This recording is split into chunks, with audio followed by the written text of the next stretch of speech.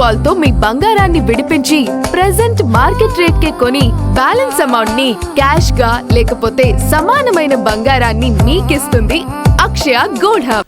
దేశంలో చలామణిలో ఉన్న 2,000 రూపాయల నోట్లలో 98.42% తిరిగి బ్యాంకుల వద్దకు చేరినట్లు రిజర్వ్ బ్యాంక్ ఆఫ్ ఇండియా వెల్లడించింది.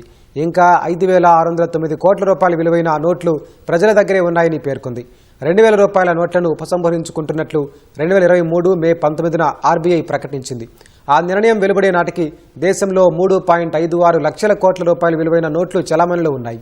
తొలుత అన్ని బ్యాంకుల్లో నోట్ల డిపాజిట్ లేదా మార్పిడి చేయాలని ప్రజలకు ఆర్బీఐ 2023 సెప్టెంబర్ 30 వరకు గడువు విధించింది.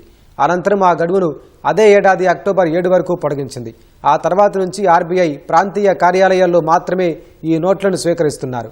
రీజనల్ ఆఫీసులకు చేరుకోలేని వారు పోస్టల్ డిపార్ట్మెంట్ ద్వారా ఆయా కార్యాలయాలకు పంపొచ్చని కేంద్ర బ్యాంకు తెలిపింది. అలా జనవరి 31, 2026 నాటికి 98.42% నోట్లు బ్యాంకుల వద్దకు చేరినట్లు రిజర్వ్ బ్యాంక్ ఆఫ్ ఇండియా ప్రకటించింది.